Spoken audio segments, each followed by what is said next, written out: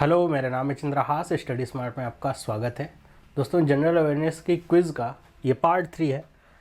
Part 3 में आज हम कुछ और बहुत ही इम्पोर्टेंट क्वेश्चंस को डिस्कस करने वाले हैं। ये जो आपके जीके के क्वेश्चंस हैं, ये आपके आने वाले सभी तरह के एग्ज़ाम्स के लिए बहुत ही ज़्यादा फ़ायदा करेंगे। चाहे आपका आईबी का एग्ज़ाम हो, आरआरबी का एग्ज़ाम हो या फिर एसएससी का एग्ज़ाम हो। तो पार्ट 2 और 1 अगर आपने नहीं देखे हैं तो उनको भी आप देख करके रखिए।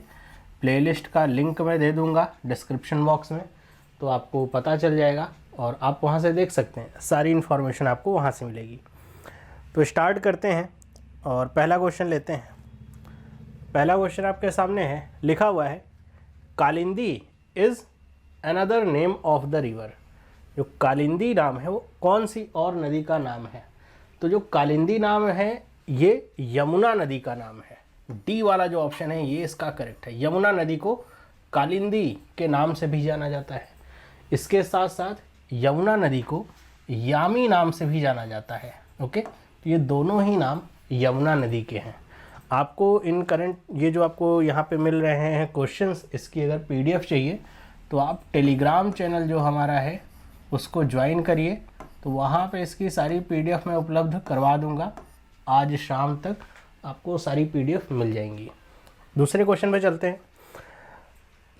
अगला क्वेश्चन क्या है? लिखा हुआ है the impeachment of the president of India is derived from the constitution of which country. मतलब राष्ट्रपति पे जो महाभियोग की प्रक्रिया होती है, महाभियोग, ये भाई कौन से देश से लिया गया है इसको, राष्ट्रपति पे महाभियोग को? तो इसको आप बड़े ही आसानी से याद रख सकते हैं। अगर आपको भी याद हो कौन से देश ने 2 बार अपने राष्ट्रपति के ऊपर इम्पीचमेंट किया है, तो वो है यूनाइटेड स्टेट्स ऑफ अमेरिका। और वहीं से ही इसका जो कॉन्सेप्ट है वो लिया गया है इम्पीचमेंट का। भारत में भी राष्ट्रपति के ऊपर महाभियोग चलाया जा सकता है और उसके लिए अलग अलग प्रोसेसेस हैं। अगर आप उसके बारे में डिटेल में पढ़ना चाहें, कई बार एग्ज़ाम में पूछ लिया जाता है। तो देखिए उसमें क्या है।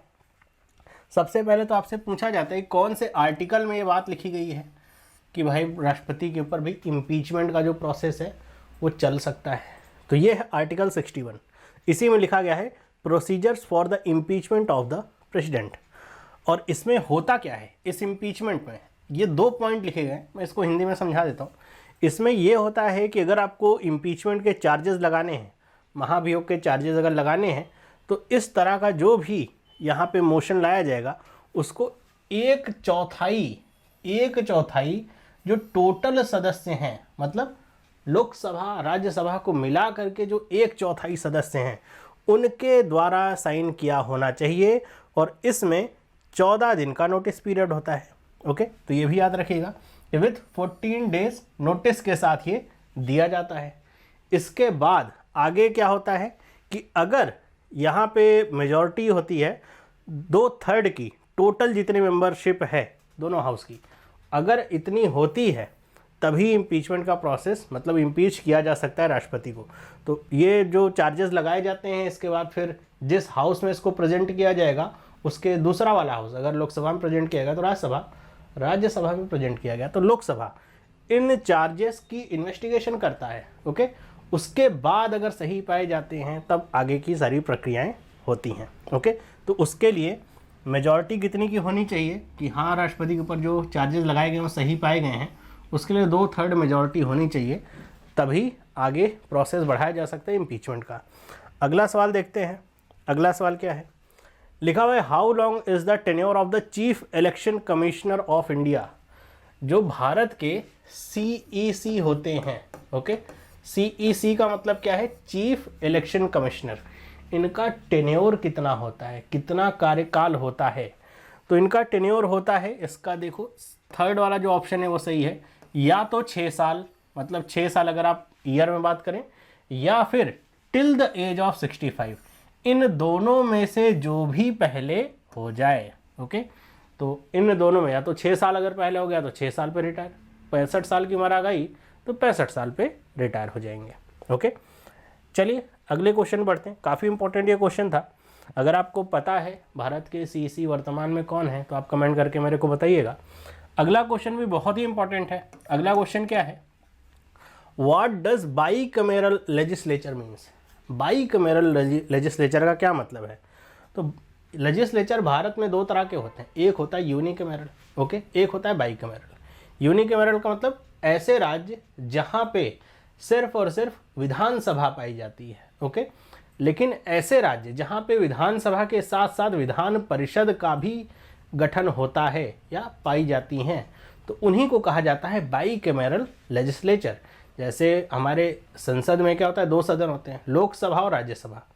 लोकसभा में लोग डायरेक्ट चुन के जाते हैं, राज्यसभा में लोग डायरेक्ट चुन के नहीं जाते। कौन चुन के भेजता है? पिछले वाले पार्ट में मैंने बताया था, अगर आपको याद है तो बताइएगा। इसी तरह जिन राज्यों में विधान परिषद है, अब आपको ये भी समझना होगा कि सारे राज्यों में विधान परिषद नहीं है, केवल 6 ही राज्य ऐसे हैं जहाँ पे विधान परिषद है। वहाँ पे विधानसभा और विधान परिषद दो सदन है। विधानसभा जो जनता के द्वारा चुन के भेजे जाते हैं, विधान परिषद का मतलब इनडायरेक्ट इलेक्शन वहाँ पे होता है। तो ये इसमें कौन सा ऑप्शन सबसे पहले देखते हैं सही होगा? तो बाईकैमरल लेजिस्लेचर का मतलब होता है legislature is divided into 2 separate assemblies, okay. जो लेजिस्लेटर्स होते हैं उनको 2 सेपरेट असेंबलीज में डिवाइड किया जाता है, विधानसभा, विधान परिषद। और भारत के ऐसे कौन कौन से राज्य हैं जहाँ पे ये है? तो ये मैंने लिख रखा है, आंध्र प्रदेश, बिहार, कर्नाटक, महाराष्ट्र, तेलंगाना और उत्तर प्रदेश। वर्तमान में 6 राज्य। इनमें भी आपको पता होगा पिछले साल आंध्र प्रदेश ने अपनी विधानसभा में मोशन पारित किया कि जो वहाँ की विधान परिषद है उसको डिसॉल्व कर देना चाहिए, ओके। तो वो अभी पारित हुआ है, अभी उस पर देखते हैं क्या होता है। अगर कुछ होगा तो आपको बस इसको हटाना पड़ेगा, आंध्र प्रदेश को। आगे बढ़ते हैं, अगले सवाल पे चलते हैं। लिखा हुआ which among the following is the largest fresh water lake in India? Bharat की सबसे बड़ी फ्रेश वाटर लेक कौन सी है? मतलब ताजे पानी की झील, अभी केवल झील नहीं बोला, ताजे पानी की झील कौन सी है? तो वो है वुलर लेक। 4th वाला जो ऑप्शन है सही है। ये सिर्फ भारत की ही नहीं, ये एशिया की भी सबसे बड़ी ताजे पानी की झील है। सिर्फ भारत नहीं, एशिया की भी सबसे बड़ी ताजे पानी की झील है। आगे बढ़ते हैं, अगला सवाल देखते हैं। अगला सवाल क्या है? लिखा हुआ है Ghoomar is the popular folk dance of. जो घूमर नृत्य है वो कहाँ का फोक डांस है? तो ये तो आपको पता होगा, बहुत ही आसान सा ऑप्शन है इसका, राजस्थान का फोक डांस है। ध्यान में रखिए, अगर आप तैयारी कर रहे हैं आरआरबी की या फिर एसएससी की, तो फोक डांस वगैरह से क्वेश्चंस काफ़ी पूछे जाते हैं, ओके। तो एक बार इनको देख करके देखिए, बहुत बड़ा कुछ है नहीं, बहुत लिमिटेड से हैं जहाँ से क्वेश्चंस आते हैं। वैसे तो बहुत सारे डांस होते हैं, लेकिन लिमिटेड ये वो है जहाँ से क्वेश्चंस आते हैं, उसको देख लीजिए। अगला क्वेश्चन है borosilicate glassware is used in microwave oven because. जो बोरोसिलिकेट होते हैं ग्लासवेयर, उनको माइक्रोवेव ओवन में क्यों यूज़ करते हैं? तो ऑप्शन देखिए क्या लिखा हुआ है। पहला ये भंगुर नहीं, मतलब इट इज़ नॉट ब्रिटल, मतलब जल्दी से टूटता नहीं है। भंगुर नहीं है का मतलब क्या हुआ कि जल्दी से ये टूटता नहीं है, ओके। दूसरा ऑप्शन क्या है? It is highly heat resistant, मतलब इसका है कि अत्यधिक गर्मी प्रतिरोधी है, मतलब गर्म होने पर भी इसके ऊपर बहुत ज़्यादा ऐसा प्रभाव नहीं पड़ता, ना तो ये अपना शेप इधर उधर कर लेता है, ओके, डिस्टॉर्ट नहीं करता है, क्योंकि कांच को गर्म करने पे डिस्टॉर्ट होने लगता है ना शेप, तो ऐसा नहीं होता। It कुक्स faster than any other vessel, मतलब किसी भी और बर्तन के प्रति अगर इसमें खाना रखा जाए तो जल्दी पक जाए। फिर है इट इज़ एनर्जी एफिशिएंट, कि एनर्जी एफिशिएंट होता है। तो कौन सा ऑप्शन सही है? इसमें बी वाला जो ऑप्शन है ये सही है, कि ये बहुत अधिक गर्मी प्रतिरोधी है, कि बहुत गर्मी हो भी जाए ना, बहुत हीट हो जाती है, उसके बाद भी उसके ऊपर ऐसा प्रभाव नहीं पड़ता, ना तो ये चटकता वटकता है, ना तो ऐसा है कि अपना शेप वो कुछ और बना ले, पिघलने उगलने लग जाए, ऐसा कुछ नहीं होता। It is highly heat resistant, ये इसका बी वाला ऑप्शन सही होगा, ओके। आगे बढ़ते हैं अगले सवाल पे। अगला सवाल क्या है? लिखा हुआ है which is the most abundant combustible natural gas. सबसे ज़्यादा ज्वलनशील, ध्यान रखिएगा क्वेश्चन क्या है, अबंडेंट और कंबस्टिबल, ओके, मतलब सबसे ज़्यादा ज्वलनशील गैस कौन सी है, मतलब किसकी मात्रा सबसे अधिक है, ऐसी गैस कौन सी है जो ज्वलनशील है और उसकी मात्रा सबसे अधिक है हमारे धरती पे? तो वो कौन सी गैस है? तो उनमें से जो सही ऑप्शन है वो कौन सा है? सेकंड वाला, मीथेन। मीथेन वो ऐसी गैस है जो सबसे ज़्यादा मात्रा में पाई जाती है, लगभग 80% मात्रा तो केवल मीथेन की ही होती है कंबस्टिबल गैसेज में, ओके। नेचुरल गैसेज 2 प्रकार की होती हैं, एक तो कंबस्टिबल, एक नॉन कंबस्टिबल। नॉन कंबस्टिबल में जैसे कार्बन और हाइड्रोजन ये सब आती है, नाइट्रोजन ये सब आती हैं। ओके, आगे बढ़ते हैं अगले सवाल पे। अगला सवाल देखते हैं क्या है। अगला सवाल दिया हुआ है CMOS इज, CMOS क्या है, CMOS क्या है।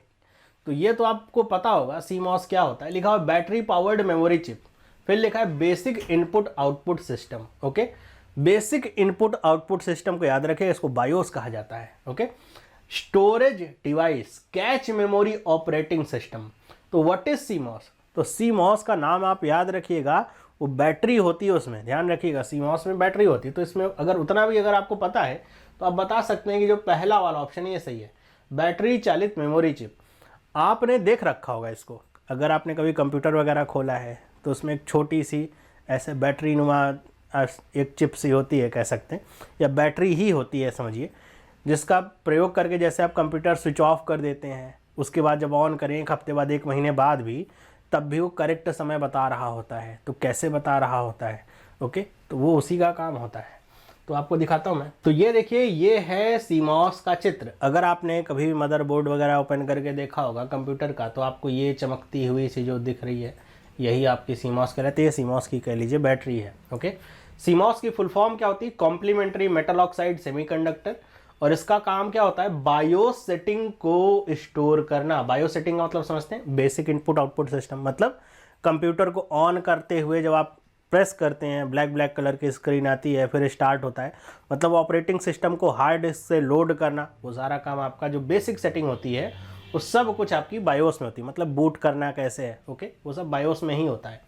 देखा, it also known as real time clock. इसको रियल टाइम क्लॉक के भी नाम से जाना जाता है, CMOS को। तो अगर कभी पूछा जाए व्हाट इज CMOS या what is real time clock, तो आपको पता रहे किसकी बात हो रही है। आगे बढ़ते हैं अगले सवाल पे। लिखा हुआ the human spinal column is made up of dash dash bones, कि मानव का जो मेरुदंड है वो कितनी हड्डियों से मिलकर बना है? 33, 42, 54, 53। कौन सा ऑप्शन सही है? तो देखिए, अगर केवल ऑप्शन सही की बात करी जाए तो ऑप्शन तो इसका ए वाला सही है, 33। 33 हड्डियां होती हैं। कई बार इसमें भी पूछ लिया जाता है कि इन 33 हड्डियों में अलग अलग सेक्शन होते हैं, उनमें कितनी हड्डियां होती है, उसमें कितनी हड्डी होती है, ऐसे पूछा जाता है। अगर ऐसे कभी पूछा जाए तो इसको भी आप याद रख सकते हैं। ये देखिए, यहाँ पे आपके सामने चित्र है और यहाँ पे मैंने इसको अलग अलग लिखा भी हुआ है कि हर एक सेक्शन में कितनी हड्डियाँ पाई जाती हैं। तो अगर ये देखिए, ये मानव मेरुदंड है, ह्यूमन स्पाइनल कॉलम है, तो इसमें ये जो ऊपर रेड दिख रहा है, रेड, ये क्या है? इनको कहा जाता है सर्वाइकल वर्टिब्री। ओके, और इनकी संख्या कितनी होती है? तो देखिए लिखा हुआ है C1 से लेकर के C7 तक, मतलब 7 होती हैं सर्वाइकल वाली। ओके, फिर है थोरैसिक। थोरैसिक कितनी होती हैं? 12 होती हैं। जो आपको नीले कलर से दिख रहा है ना, ये थोरैसिक होती हैं, T1 से T12 तक। फिर नेक्स्ट होती है सैक्रम। सैक्रम 5 होती है और ये फ्यूज्ड होती हैं, और ये S1 से लेकर के S5 तक आपके यहाँ पे होती हैं। ये जो आपको ग्रीन कलर का दिख रहा है ना, ग्रीन कलर का, ओके, तो ये क्या होती हैं? सैक्रम होती हैं, फ्यूज्ड होती हैं। फ्यूज्ड का मतलब मिली हुई हैं। आप अलग अलग, जैसे इनको सबको आप अलग अलग ऐसे नोटिस कर पा रहे हैं, उनको आप अलग अलग नोटिस नहीं कर सकते। एक बीच में है लंबर स्पाइन, जिसमें 5 वर्टिब्री होती हैं, L1 से लेकर के L5 तक। ये जो येलो वाला आपको दिख रहा है कॉलम, ये है क्या? लंबर। और उसके बाद आखिरी में कॉक्सिक्स होती है, 4 होती हैं, और ये भी फ्यूज्ड होती है, वर्टिब्री होती है, जिसको टेल बोन के नाम से भी जाना जाता है। तो अगर आप इन सब को ऐड करेंगे तो आपको 33 नंबर मिलेगा। ओके, तो आपको क्या पता चलेगा कितने होते हैं भाई? 33 होता है टोटल नंबर। ओके, आगे बढ़ते हैं। अगला सवाल है, dash was the India's first satellite launched from Indian made launch vehicle. बहुत जल्दी में आकर के आर्यभट्ट को अगर आप ऑप्शन के तौर पे लेंगे और इसको टिक कर देंगे तो गड़बड़ी में पड़ेंगे। क्यों? ऐसा इसलिए क्योंकि आपने क्वेश्चन को सही से पढ़ा नहीं। अभी क्वेश्चन क्या पूछ रहा है? क्वेश्चन पूछ रहा है कि कौन सी इंडिया की पहली सैटेलाइट लॉन्च व्हीकल से लॉन्च होने वाली सैटेलाइट है। मतलब आपको एक तो बताना ये है कि वो इंडिया की सैटेलाइट कौन सी है जो इंडिया के ही लॉन्च व्हीकल से जो है लॉन्च हुई है। ओके, तो क्या इसका ऑप्शन सही है? आर्यभट्ट नहीं, तो इसका बी वाला ऑप्शन सही है, रोहिणी सैटेलाइट। या फिर अगर हम कहें तो इसको कहते हैं RS1। इसको लॉन्च किया गया था ऐसे लॉन्च व्हीकल से जो भारत में ही बना था, और इसका नाम क्या था? इस लॉन्च व्हीकल का नाम क्या था? तो इसका नाम था SLV3। और कब लॉन्च हुआ था? 1980 में। ध्यान रखिएगा, इसरो से क्वेश्चंस काफ़ी पूछे जाते हैं, और सिर्फ ऐसा नहीं कि आपको इसरो से करंट वाले क्वेश्चंस ही पता होने चाहिए। करंट वाला तो पता ही रहता है क्योंकि बहुत ज़्यादा वो ट्रेंड में रहता है, न्यूज़ में रहता है, वो पता रहता है। जो हिस्ट्री से इस तरह की चीज़ें होती हैं वो बड़ी उठा करके पूछी जाती हैं, और क्वेश्चन को हमेशा पढ़ लीजिएगा। वो ज़माना नहीं है कि आपको बस वही पूछा जाएगा कि पहली सैटेलाइट कौन सी लॉन्च हुई, नहीं। जैसे इससे पहले वाले पार्ट में मैंने आपको बताया था कि भारत की कौन सी पहली कम्युनिकेशन सैटेलाइट लॉन्च करी गई थी, तो वो कौन सी थी? एप्पल थी। Okay, Ariane passenger payload experiment, वो आपकी लॉन्च करी गई थी। यहाँ पे बात हो रही रोहिणी की। तो यहाँ पे देखिए ये पॉइंट जो लिखा गया है कि 1975 में भारत की पहली सैटेलाइट आर्यभट्ट को लॉन्च किया गया था, और कहाँ से लॉन्च करी गई थी? सोवियत यूनियन से ये लॉन्च करी गई थी, मतलब भारत से नहीं लॉन्च करी गई थी ना, तो भारत का यहाँ पे लॉन्च व्हीकल का प्रयोग हुआ था। आगे बढ़ते हैं, अगला सवाल है, Mughal emperor Humayun tomb is in, मतलब मुगल सम्राट हुमायूं का मकबरा कहाँ पे है? ये तो बड़ा ही कॉमन सा क्वेश्चन है। हुमायूं का मकबरा कहाँ पे है? दिल्ली में है। ओके, घूमने की जगह भी है, आप लोग अगर दिल्ली आते हैं तो आप घूम करके जाइए, अच्छी जगह है। दिल्ली में है, बी वाला ऑप्शन इसका सही है। किसने इसको बनवाया था? जो हुमायूं की पहली वाइफ थी, कौन?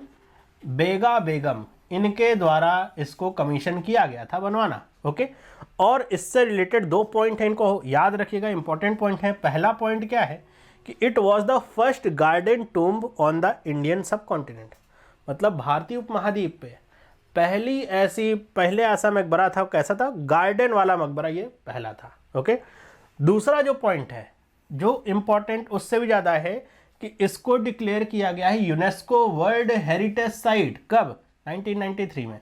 तो कई बार जोड़े मिलाओ या ऐसे मैच द फॉलोइंग में आ जाता है कि भाई इनमें से बताओ कौन सी वर्ल्ड हेरिटेज साइट है। तो अगर इतना भी याद रहेगा कि जो हुमायूं टॉम्ब है ये वर्ल्ड हेरिटेज साइट भी है 1993 में, तो आप उसको भी कनेक्ट कर सकते हैं। ओके, तो ये थे आज के जीके के क्वेश्चंस, जनरल अवेयरनेस के क्वेश्चंस।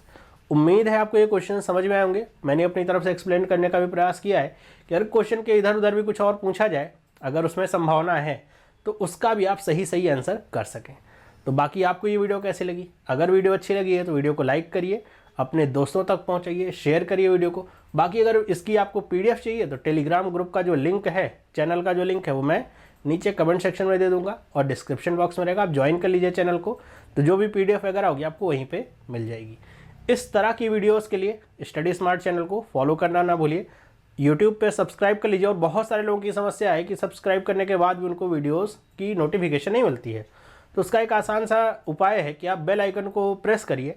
बेल आइकन को प्रेस करने के बाद ऑल अपडेट पे क्लिक कर दीजिए, तो आपको सारी अपडेट मिलेंगी। ओके, जब भी कभी मैं वीडियो डालूंगा तो सारी आपको अपडेट मिलती रहेंगी। तो मिलते हैं हम अगले वीडियो में, तब तक के लिए सभी लोगों को have a nice day and bye.